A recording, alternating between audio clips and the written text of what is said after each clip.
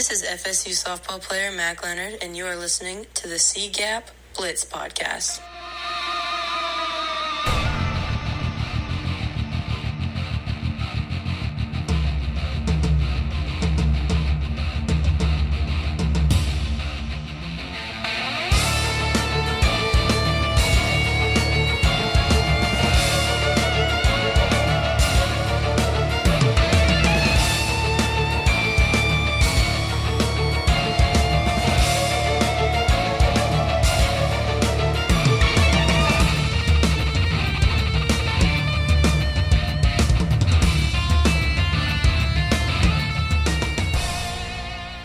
Welcome into Season 7 of the C-Gap Blitz podcast. My name is Chris Strasball. Here we go, Season 7 off and running. Looking forward to having a great year, a bounce-back year, so to speak. Not looking to win Podcast Comeback Player of the Year or anything, but definitely need to pick up my game from last year. Feeling a lot better. Pretty excited about what Season 7 has to offer. I'd like to thank everybody for tuning in and listening.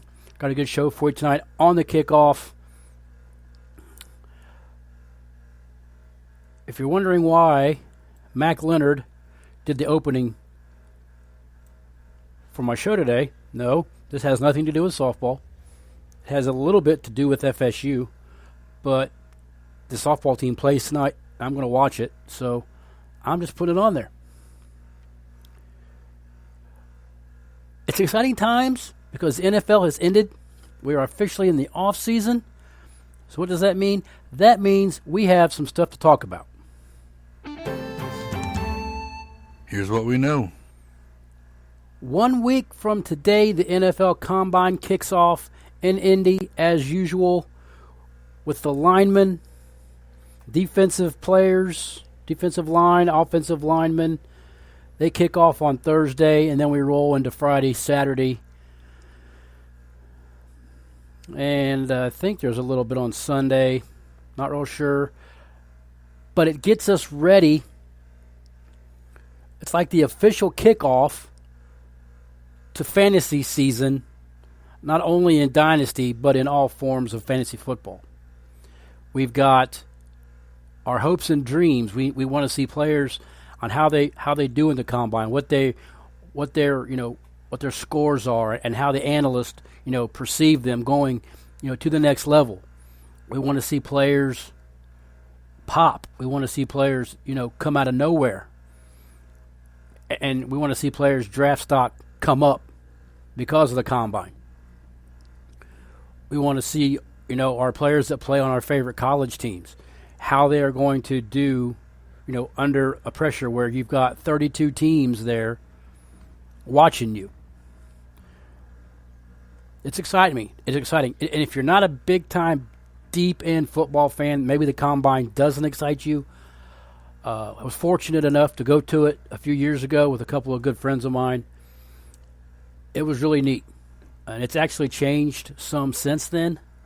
But the Combine is really cool, and it kind of kicks off and gets us ready for Pro Days, which will be happening shortly after the Combine, and they're sprinkled around throughout, college school schedules.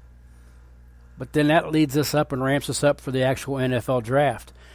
And then you're looking at drafts. I'm in a league where our league actually drafts 1 year before I joined. I think it started that night as the draft ended. They drafted the league.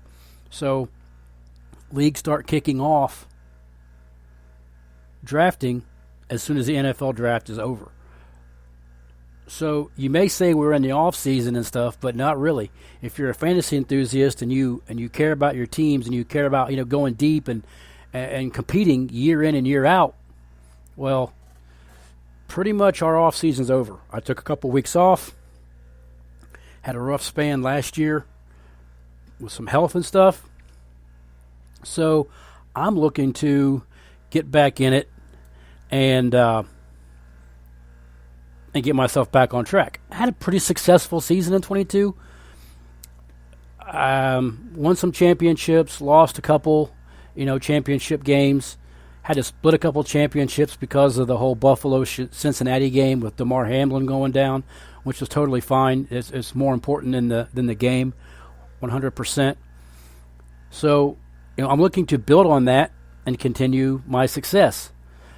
So for me, this is kind of the start. This is the kickstart. This is what kind of gets it. This is like the pregame. This is your preseason.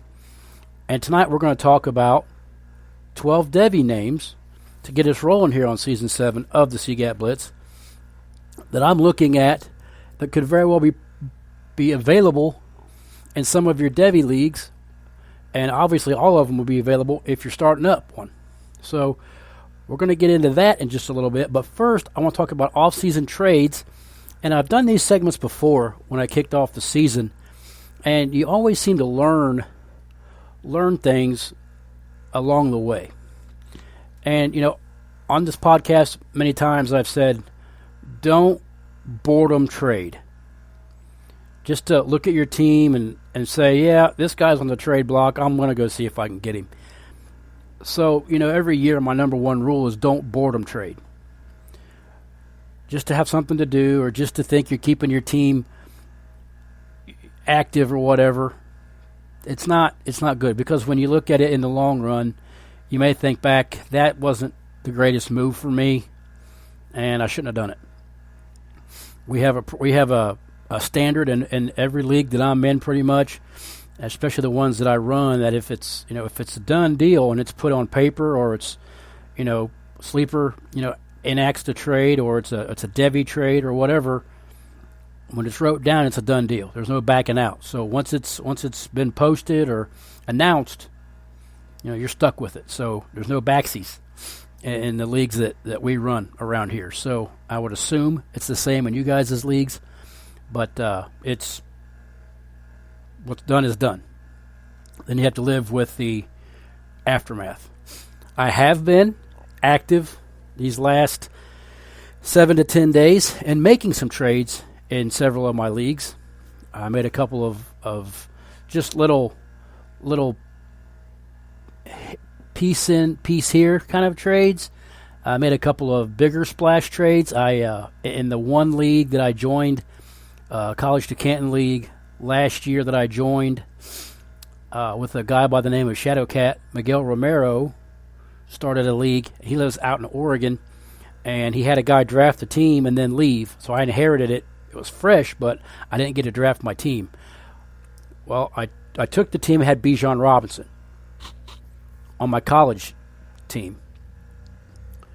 Did pretty well. Ended up in the championship. Lost in the championship at the college league. My first year in it after inheriting a team. Once he has, put the players on sleeper, so they're there, I decided to move Bijan Robinson because I needed some pieces on my NFL side. I hated to do it. I still have a couple of shares of Bijan in other places, so I'm not completely out. But I was able to get some serious help on my NFL side, which was not drafted very well, just putting it mildly. And I had a lot of rebuilding to do. So I made a move. That was a big splash move, okay? And I will say this. It hurts to trade any shares you have of Bijan Robinson because he is, in my opinion, the biggest running back to come out since maybe Ricky Williams. He's got that much hype. And he went to the same college as Ricky Williams.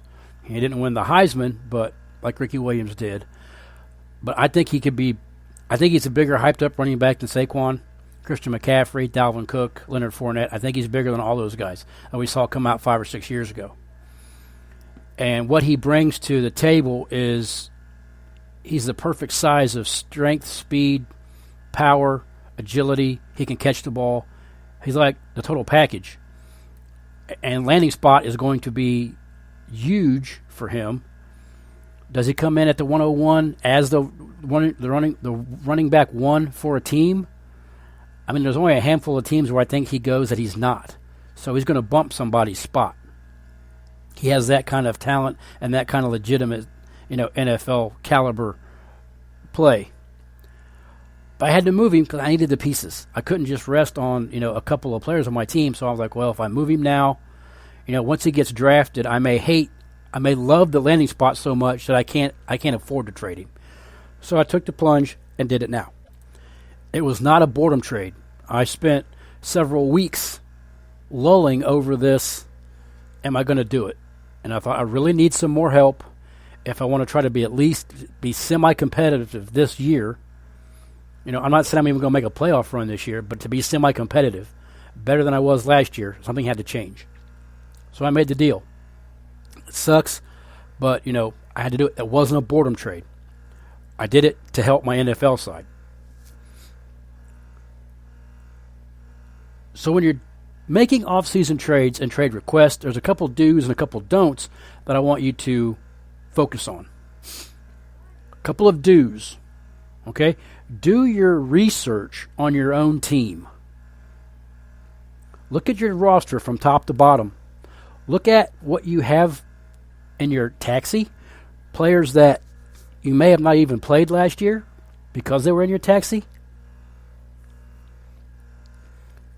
and what they may have done. A perfect example is Christian Watson.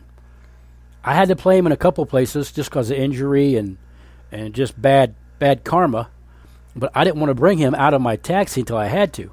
He took off and had a really solid season, but now you're looking at, is Aaron Rodgers coming back? That's a big factor, okay? I'm still holding Christian Watson about everywhere I got him. I'm not trying to move him because of the potential and the ability that he has, as a wide receiver for the Packers, no matter who the quarterback is. But the more chemistry he builds with Rodgers, the more confident, we're going to be in playing him. But look at the depth of your team and say, hey, I got this guy and this guy that I didn't hardly even use last year, and I got a couple of guys that are getting up in years. I may want to try to move them guys and get a little younger. Okay, so look at your team, top to bottom, and say, yes, I can finally move on from this player and this player who've done me very well, but they're getting up in age. And then you go and look at the other teams in your league. Okay? Look at every team in your league. Who could use said player? Who could use this guy? Who may be in win now mode and may want a Dalvin Cook? That's a perfect example because you all know how much I love Dalvin Cook. Top 5 in my all-time list of favorite FSU players. But I'm trying to move Dalvin Cook. I moved him in the league the other day. I still have him all over the place. But I also realize that in order for my teams to stay relevant, I'm going to have to try to move some of these guys while they still have a little bit of gas left in the tank. Okay? Moving Dalvin Cook was able for me to grab, I replaced him with David Montgomery. I know what you're probably rolling your eyes, but I was able to get A.J. Brown in the deal. So I like that deal. I hated losing Dalvin Cook. He's been a staple of my teams since he's been, a rookie. But, Father Time is undefeated, and I got to look at the next step. And I got to look at, okay, what's going to be good for my team? How can I add some pieces? Look who could use a player like Dalvin Cook, or even a player like Aaron Rodgers. Okay, maybe you're in a 2-quarterback league or a super flex where, a team was in the semifinals or the quarterfinals in the playoffs, and they had a quarterback issue. And you're trying to move on from Aaron Rodgers because he's getting a little long in the tooth as well. Look at the team's makeup on your whole entire league. Don't just throw out stuff. Because if you're just throwing a rock down the hallway, you don't know if it's going to hit anything or not. Okay. Look at what you're sending. Okay. Make sure that the trade makes sense to you. And have a reason for sending it this way. Because people send me trades all the time, and it makes my eyes roll. And I'm like, well, let me find out why they think this is a good trade. And I'll go look at the makeup of their team, and I'll see what it's made up of. And sometimes I say, okay, I get it. I see where they're coming from. They got too many of this, this team's players, and they're trying to get rid of somebody or whatever the case may be. I try to make sense of the trade. Doesn't always work because sometimes it's just a click, decline because it's a terrible trade offer. But, weigh the teams. Okay, and now we're going to go to the don't that I have, and this is what I don't want you to do. Don't go into a trade thinking that you always have to win it. Okay, you're not going to win every trade, and if you're partnering or you're trying to trade with players in your leagues that always have to win trades, stop trading with them. There's a couple of guys that I run in circles with that I just refuse to trade with because they're impossible to trade with, and I've moved on from it because nothing that you're going to offer is going to work out for you, and it gets frustrating back and forth to try to figure out what's valuable for you, and their players are way more valuable than your players. So you learn quick, who you can trade with. You're not always going to win. I was just talking to a guy, Miguel Romero, yesterday about a trade, and I said, I've won trades, I've lost trades, I've won leagues, I've lost my hind end in leagues. That's the process, okay? That's part of the game. That's why it's fun, because you got to take a chance. You got to take a risk on who you think's going to hit. Okay, you've got to take a shot. If you really, really love Max Duggan from TCU, then people take your shot on Max Duggan from TCU. Okay, maybe he hits, maybe he don't. Look, I am a huge Jordan Travis fan. Okay, he's probably rapidly becoming one of my top 3 or 4 favorite quarterbacks ever from Florida State. Does he have an NFL future? I do not know. He's 6'1", up to about 210. I do not know. But his athletic ability alone and his determination and the chip on his shoulder and the leadership that he plays with makes him a huge asset. Huge, huge potential. So I wanted him on my Devy team. And with my last Devy move and the Devy Hitman, I picked him up last year. Does it work? I don't know. But I'm taking a shot on him because I don't want somebody else to have him. So don't go into a trade thinking you need to win it. Go into a trade thinking you got a piece or 2 pieces that can help you. And it might not be this season. It may be next season.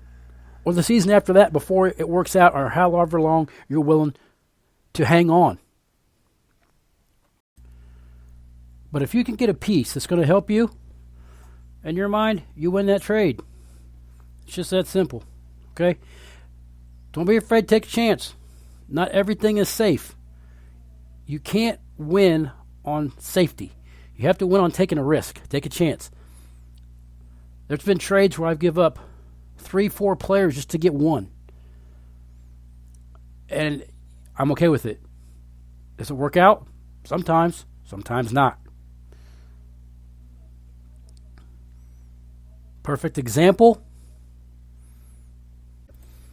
Defensive end out of Ole Miss, I think it was an Ole Miss named Robert Kimdichie. Biggest thing in college football for like 2 years. Complete wash in the NFL.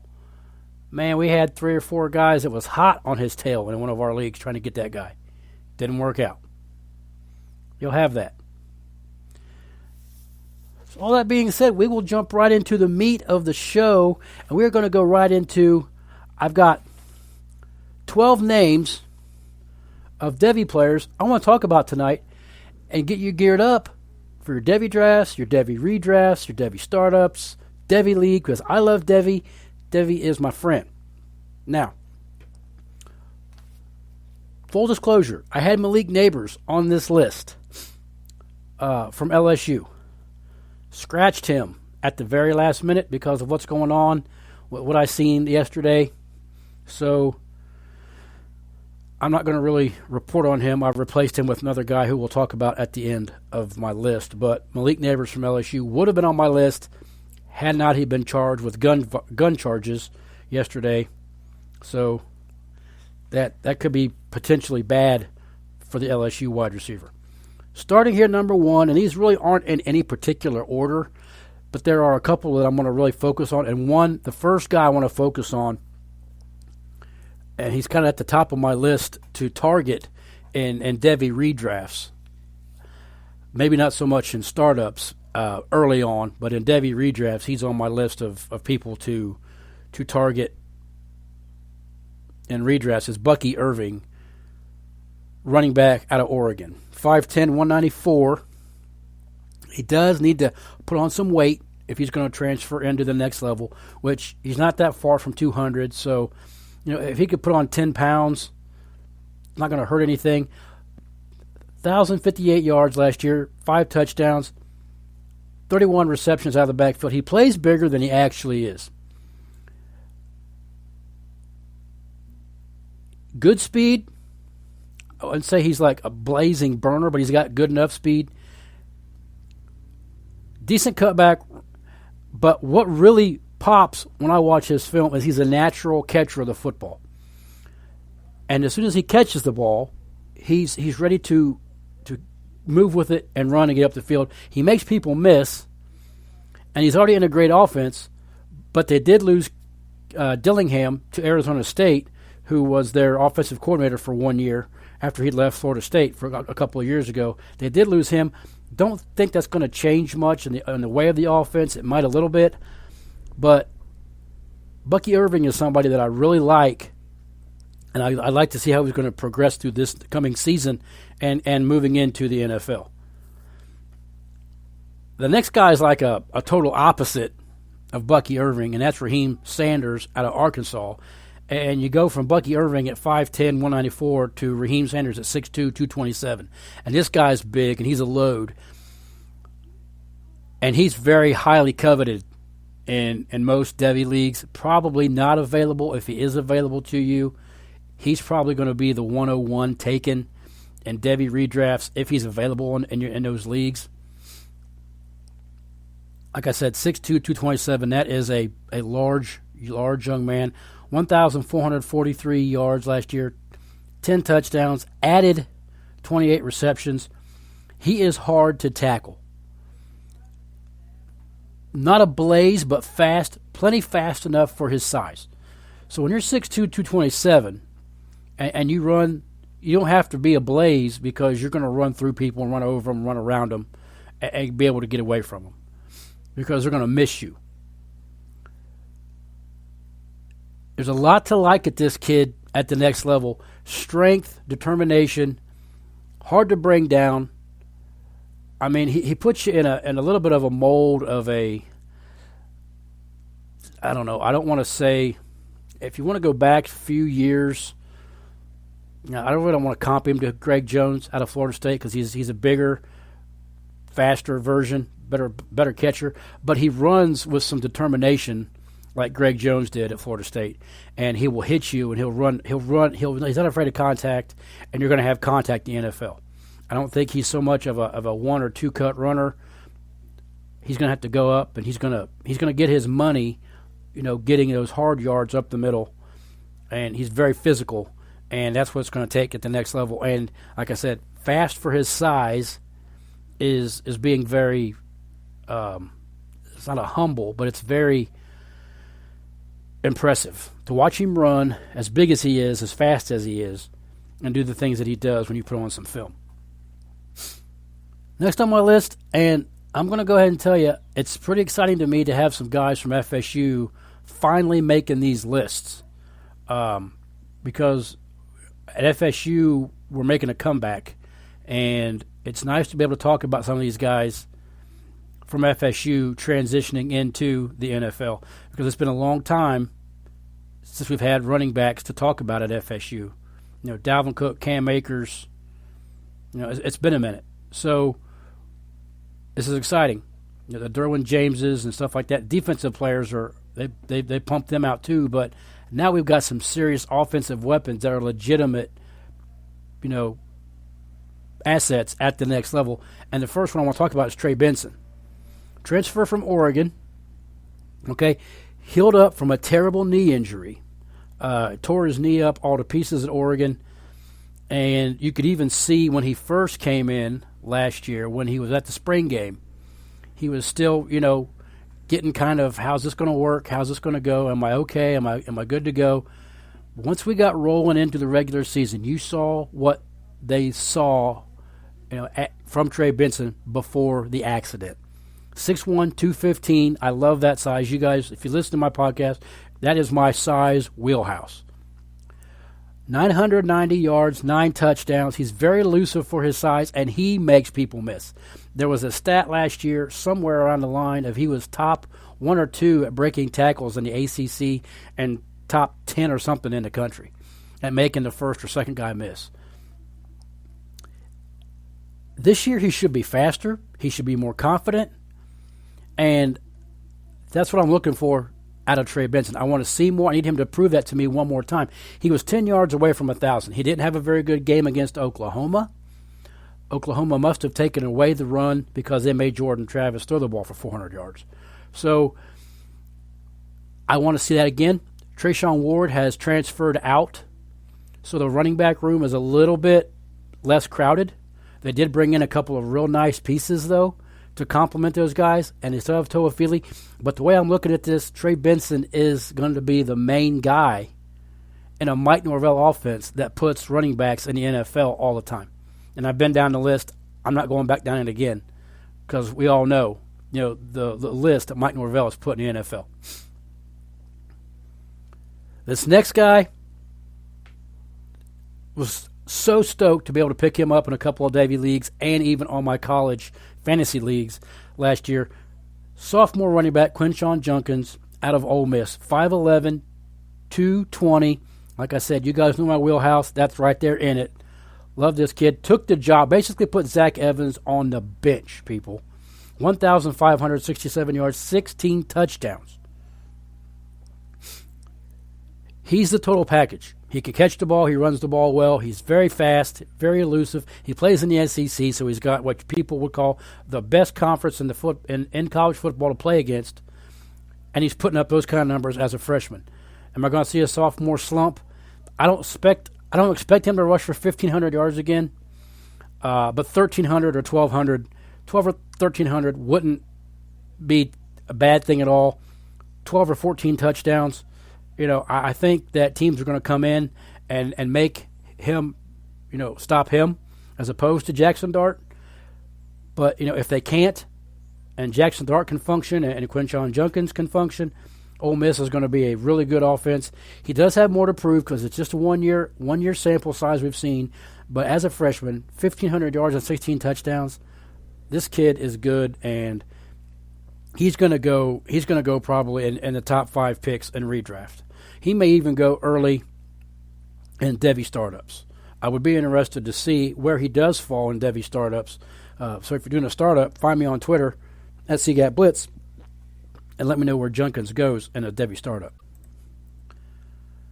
Next on my list, there's a two-headed monster at Michigan, Donovan Edwards and Blake Corum. Donovan Edwards, to me, may equate more to the NFL at 6'1", 205. He's the bigger running back, bigger of the two. There still is a 1-2 punch there. Good size for the next level, though. Okay, 991 yards last year, 7 touchdowns, but that was basically Blake Corum's show. I mean, that was Blake Corum every week. You're seeing Blake Corum just go off every single week. And he still almost amassed 1,000 yards, in a backup role. And then when Corum got hurt, you saw what he did in the college football playoffs or the Big Ten championship, one of the two. I mean, he went off. Like it was grind it, and then it was the Donovan Edwards show. And I always talk about what talent you can perform against big level teams. That shows you what you're going to go up against in the NFL. So I love Donovan Edwards. I'm really interested to see how that works with Corum coming back. If they're going to share more of the load, if they're going to give Corum a little bit of a break, and maybe split the carries, or if Corum just comes back and he just outperforms him. But I love Donovan Edwards a little bit more at the next level just because of the size difference.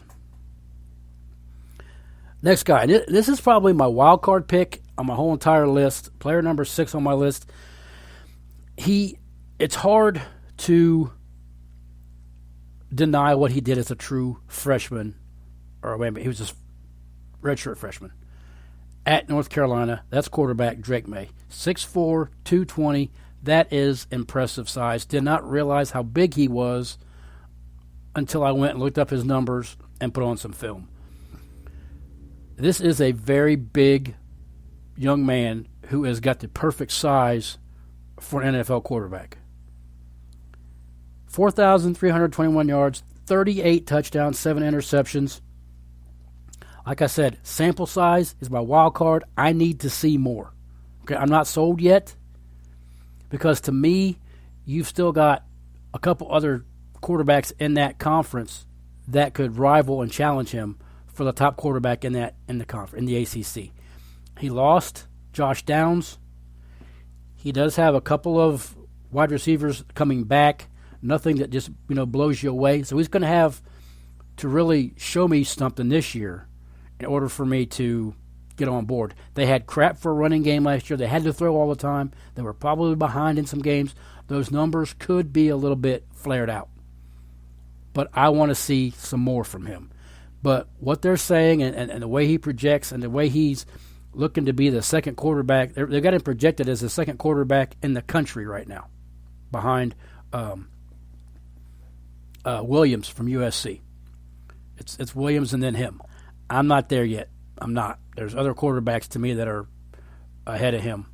Just because I need to see if he does it again this year. Yeah, I'll be like, yep, that dude's good. Okay, so but Drake May in a 2-quarterback system in most Devy leagues or a super flex, he's going to go very fast in your Devy drafts. If he's available in your redrafts because you didn't have moves or you couldn't make moves or he didn't get picked up, he's going to go hot. He's going to go as a hot item, especially in 2-quarterback leagues or super flex. Next guy on my list, I didn't want to put him at the top. I didn't want to put him at the bottom because it's going to be a homer pick no matter how you look at it, and that is FSU quarterback Jordan Travis. He still needs to put on more weight. I saw today where he's up to 209. He's getting there, okay, because when he came to Florida State, he was like 195. So he's putting on some weight. He's 6'1".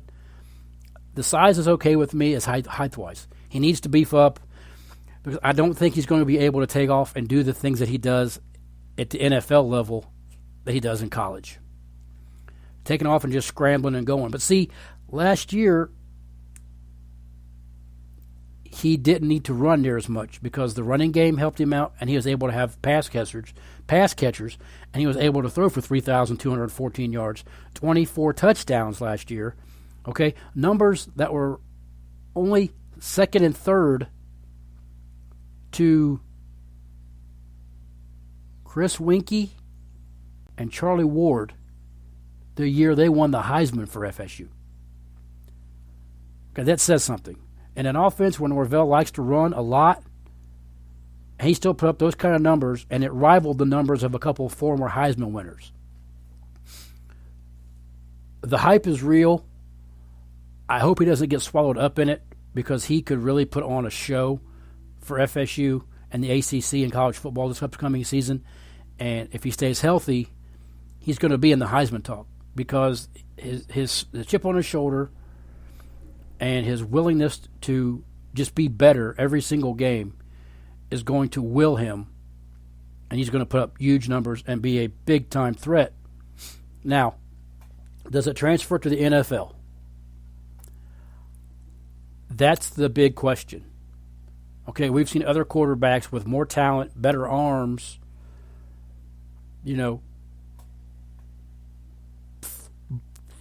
flame out at the NFL level. It's going to have to hit perfect for him. Okay, he's going to have to go to a system, and Bailey Zappi comes to mind. I think he's a better quarterback than Bailey Zappi. But if he was to land in someplace like a New England, where he's the backup quarterback, and something happens and he gets his chance to shine, he may take over it. Okay, I'm not saying it's a Bailey Zappi situation, but he kind of puts you in mind of that. I think he's a better quarterback than Bailey Zappi was in college. Zappi was in a different kind of offense, but Jordan Travis is a different style of quarterback. So to me, yes, there's a spot for Jordan Travis in the NFL. Is he a starting quarterback and a fantasy, dominant player? I don't know. It's to be determined. But I'm taking a shot.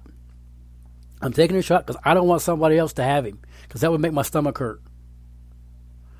I'm like, I had a chance and I didn't get it. So I'm going to take a shot. And if it doesn't work out, it's going to be another one of those where it just didn't work out for me. But if you watch him play, if you watch the highlights against Florida, is just ridiculous. He embarrassed that team. That was fun. That was a fun game for me. But if he can transform that and take what he's learned from Norvell and take that with him to the NFL, Jordan Travis could really turn some heads and surprise a lot of people. Next on my list, and this is where we get into some players that I really, really like, and I really want to see where they're going in Devy, and this is one that I'm highly targeting. I really, really like this guy, Rome Odunze, wide receiver out of Washington, 6'3", 200. Love the size. He had a breakout year this past year, 1,145 yards, 7 touchdowns. Okay? If you put on some film of this guy, it does not take you but about 2 clips to like, okay, this guy's got some stuff. He's got some stuff. He's tough. He's hungry. He's a long strider with great hands, good speed, fights for yardage after he catches the ball. I mean, even if he's if it's a 15-yard dig and he catches the ball, he's still churning his legs to get 1, 2, 3 more yards. Okay? It's another one of those guys where he burst onto the scene this year. I cannot wait to see him in 23. I can't wait to see what he does with Penix at the quarterback position. He's got a solid quarterback and another year of solid production coming back with the Odunze. Okay? He's going to turn some heads. And he's out there on the West Coast, and there may be people who don't even know his name. Okay, I was doing some research, and I saw a highlight, and I'm like, okay, who's this kid? So here I go. Down the Odunze rabbit hole I go, and now I'm like, okay, I like this kid. I really want to see what he does in 23. I love his hands. I love the way he fights for yardage. He's tough, and, the 6'3", 200 pounds, that's NFL wide receiver right there. And I can't wait to see what he does for Washington this year. It's not going to make me stay up till midnight, 2 or 3 o'clock in the morning watching him, but I will watch the highlights. Or if he's on at a reasonable time for me here in Ohio, I'm definitely going to check him out. Next guy is a bit of a wild card. Okay, had some trouble Arizona State. Not off the field trouble. He had some trouble with just basic football fundamentals. Transfers to FSU. And has exploded in 2022. Johnny Wilson, listen to this: 6'7", 235 pounds. Okay, runs great for his size. He has wide receiver speed and a 6'7", 235 frame. Now, not a burner. Okay, he's not Deshaun Jackson, but he's fast for his size. And he can go up and get balls that some corners can't go up and get. He's a steal in later Devy rounds because he's going to be on an NFL team. Okay, they're going to draft him just for his size, and if he can clean up right here on my notes, first thing, fix the easy drops. He dropped some easy catches, like some that were so easy, you're like, oh my gosh, how did he drop that? And then he'll turn around 2 plays later and make a crazy catch over a defender with one hand. But he'll drop the easy ones. That's concentration. That can be fixed. I look for a huge output. That's why he came back this year. He was going to be projected as a top 10 wide receiver if he came out this year. That's why he came back, though, to fix those things, to fix the fundamentals, and help FSU win an ACC title. One-on-one nightmare. If they put one-on-one coverage on him as a young freshman or young first or second year receiver in the league, they don't have much on him, he's going to cook somebody. Okay, this guy's going to be on an NFL team. 43 catches last year, 897 yards, 5 touchdowns. Would have had more. Couple bad drops, like I said. He dropped a couple passes in the end zone. I look for a bounce back this year from Johnny Wilson, and pretty stoked that he stuck around for one more year for FSU. The next spot was where I had Malik Neighbors. Like I said, I'm going to bump him because of the gun charges, and I'll get back to him in a minute. I'm going to go ahead and finish out the wide receivers, and I got a couple of tight ends to talk about.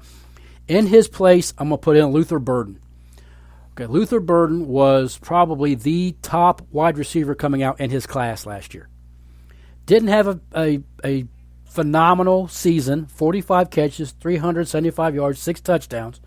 Added 2 more rushing touchdowns. One was a little end around. 5'11", 215. Really excited about this kid. Plays a little bit bigger than his size. Okay, I like the weight. He's a solid kid at 5'11". Okay, he's got a huge upside and plenty of time to hone his craft. Sleek frame, good speed. He works on special teams. He's an all-purpose receiver, and I think he's going to do big things for Missouri this year. This could be his year to, double or even triple his yardage and double his touchdowns. I expect big things from Luther Burden. He would have been he was the wide receiver that didn't make this list because I wanted to go with 12 guys. But with Malik Neighbors having the trouble, I'm like, hey, now I get to talk about Burden anyway. So I really like him. He went very high in our Devy draft last year by our good friend Brian Wickham. He took him with his first or second pick. And I was like, man, I didn't think, anybody knew about him. I had him on my list, to draft later on. He went early. So you put on the film from him. There's a lot to like. And like I said, he's got time to hone his craft, and he could really be something special going forward. Okay, I don't talk about tight ends much. One of my downfalls because I hate the tight end position at the NFL. It's not spectacular in college fantasy either, but I do have two names for you here that I think are really worth talking about. And yes, one of them is Jaheim Bell, transfer from South Carolina to FSU, 6'3", 230, good size. He's kind of like a H-back type of receiver. He had 261 rushing yards, and he had 231 receiving yards. Didn't really get used a lot at South Carolina his last year, therefore he transferred. 5 total touchdowns last season, which isn't great, but, okay, new team, okay, and a tight end-friendly offense. If you watch FSU games like I do, they find the tight end a lot. And you're looking at, they lost their starting tight end. They're bringing back Marquiston Douglas, but Jaheim Bell's going to step right in and fill a role for FSU, and I think he could have a phenomenal season. Now, if they're able to use him, he's able to be a multi-purpose type of tight end, and you put him in like the Travis Kelce mold, only I think Travis Kelce might be a little bit bigger than him, but intriguing to see what he does in 23 and at the NFL level. This year's going to tell the tale because they're not going to really use him as like a utility knife. Okay, they may do a couple gadget plays here and there, but FSU's got running backs. Okay, they don't really need him to do those kinds of things. He wants to be a tight end. They need him to be a tight end. I love the fit in a tight end-friendly offense at FSU, so I'm keeping my eye on Jaheim Bell. Now, if you're in tight end leagues, if you're in tight end Devy leagues, this is a guy to go get. Okay, if you're in leagues that don't play with tight ends, maybe let it roll. Last guy, Jatavian Sanders, 6'4", 256. This kid is a prototypical size tight end. Great size, 54 catches, 600 yards last year, 5 touchdowns. Excited to see him this year, with the second year, hopefully with Quinn Ewers as the quarterback. I was able to pick him up last year in a college league, and he was my starting tight end. He didn't always have boom games, but he always got you a little bit of something. And in my opinion, if you can get anything from the tight end position, it's a plus. If you get 10 points, that's a win. If you get 3 to 5, it's better than nothing. Need to see another good year from him, though. Okay, his upside's huge. Lots of talent, lots of potential, but I want to see it again. I want to see his numbers go up. I want to see, 54 catches was pretty good for a tight end. I'd like to see more yardage, a few more touchdowns, and he could definitely get that in Texas. Texas has a lot of questions. They're replacing 2 really solid NFL running backs. Okay, so they're going to have to reshuffle that whole entire thing. So they may be leaning a little bit heavier on Jatavian Sanders this year. He's a fantastic play in college, and I love him as a Devy prospect as well. So before I go, let's run down my 12 Devy guys to focus on, or at least put on your list. I'm not saying focus on them because that's up to you. put on your list of potential assets to draft. Bucky Irving, running back out of Oregon. Raheem Sanders, running back out of Arkansas. May be available, may not be. Trey Benson, running back out of Florida State. Quinshon Judkins, running back out of Ole Miss. Donovan Edwards, running back out of Michigan. Drake May, quarterback, UNC. Jordan Travis, quarterback, FSU. Rome Odunze, wide receiver, Washington. Johnny Wilson, wide receiver, Florida State. Luther Burden, wide receiver, Missouri. Jatavian Sanders, tight end out of Texas. Jaheim Bell, tight end out of Florida State. Look, these bigger names, okay, that's already in college, Caleb Williams, those big-time names, I'm not going to touch on those because you guys are going to know to go after these people, okay? You're already going to know. So the bigger names are either going to be gone already in your redrafts or they're going to, to go after them and target them in your startups. These are names that some of them are going to hit the first round, but some of them are going to fall to the second and third just because of the amount of talent there is in college football. Don't sleep on Cade Klubnik. I still want to see a little bit more out of Michael Penix. I know he's a transfer from Indiana. He went to Washington, kind of blew up, resurrected his career. Bo Nix staying at Oregon. These guys are all names that you're going to go after. Don't sleep on any of those quarterbacks. Quarterbacks and running backs make your team, especially in Superflex leagues. And if you're in leagues where your teams have like half point per running back carry, huge points. PPR leagues where you have 1.5, 1.5 PPR, big time points. So there's just some names to target, and it's a way to break the ice of Season 7 of the C-Gap Blitz. And I hope you enjoyed that, and I'm looking forward to bringing it to you this season bigger and better. That'll do it. Season 7 off and running. Don't forget the NFL Combine starts next week. Okay, that's the official kickoff to the new season. And here we go, people. Have a great week, and I'll see you next time on The Blitz.